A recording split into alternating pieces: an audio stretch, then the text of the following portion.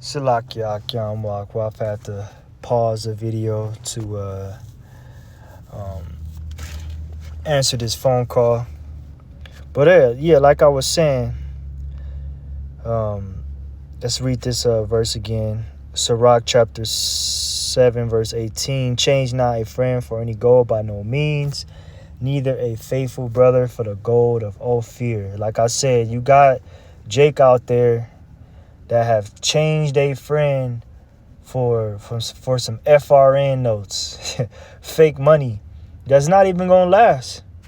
That's not even gonna last, man. You got Jake out there that have changed their ways, sold the brothers out, forsaken Yahweh Shem Shai first and foremost for a woman, for a better job, which ain't nothing wrong with having a good job. But anything that's you putting above the Lord, that's a sin, man. Anyways, let's go to Sirach chapter 9, verse 10. Forsake not an old friend, for the new is not comparable to him. A new friend is as new wine. When it is old, thou shalt drink it with pleasure. Right, forsake not an old friend. For the new is not comparable to him. You got brothers that have been in this thing for a while and they still with us. They still here today. You're not supposed to forsake that man. You're supposed to stay with that man. Be loyal to that man. Same thing for a new brother that come in. That cross the cross over. He come in 1 year, 2 year, 3 year. He becomes unto old wine. We're gonna drink it with pleasure, because you built that camaraderie up, that relationship up with that new brother. And how do you do that? By communication. As the scriptures say, be not forgetful to communicate. Don't forsake the assembling of ourselves, as the manner of some men are. The Lord brought us together for a reason, man. Let's get Sirach chapter 14, verse 13. I didn't intend to make this long at all. Lord willing, I'll stop it before I get to the 40 minutes, That's a pretty long time. Just straight into the point. Sirach, or Ecclesiasticus chapter 14, verse 13. Let's get the reader's view. Man, this damn new iPhone update is I got to get used to all this. It says, do good unto thy friend before thou die, and according to thy ability stretch out thy hand and give to him. You see that?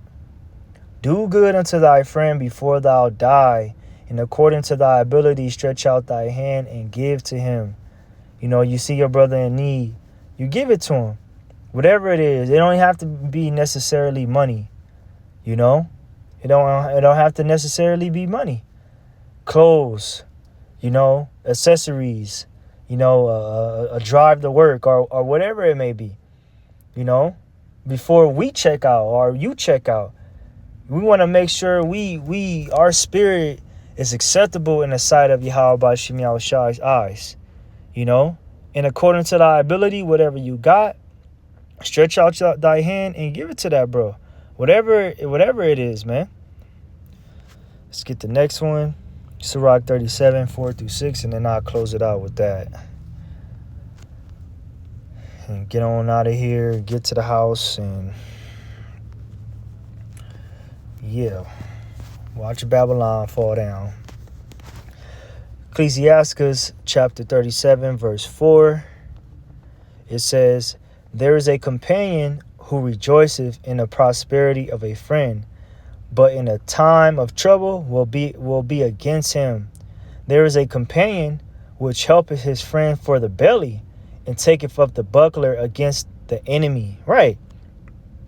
There is a companion which helpeth his friend for the belly, and taketh up the buckler against the enemy. Like this nigga, all he's helping his friend out is for his own sufficient needs, his own desires. That's the only reason why he's showing up to camp.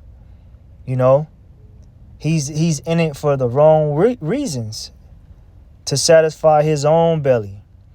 Verse 6, forget not thy friend in thy mind, and be not unmindful of him in thy riches.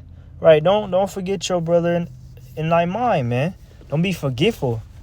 You know, these brothers that the Lord have put you amongst, you gotta show yourself friendly to them, as the scriptures say. He that is a friend must show himself friendly. How do you show yourself friendly? By being brotherly. You know, not lying to your brother, not trying to steal from your brother, not trying to covet your brother's wife. You know, not try to hold on to something that your brother let you borrow. You know, not lending with usury. You know, here, brother, you know, if I give you this, I'm going to charge you $5 though. No weird shit, you know, not for your own belly, man.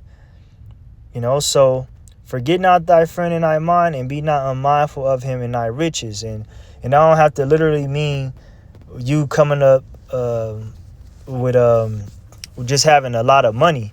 You know, you come up in a good steed or something, you come across something good, break bread with bros. You got Jake that have come across thousands of dollars in this thing, and them niggas left the truth. And you know what happened to a guy like that? That nigga ended up getting mangled. All right, through I think all his bones broke.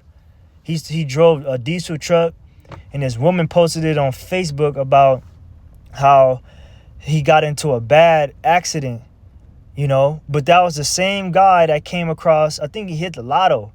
He came across a lot of money. And the Lord fucked that dude up.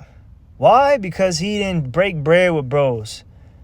You know, he wasn't doing good unto himself, you know, before that situation happened.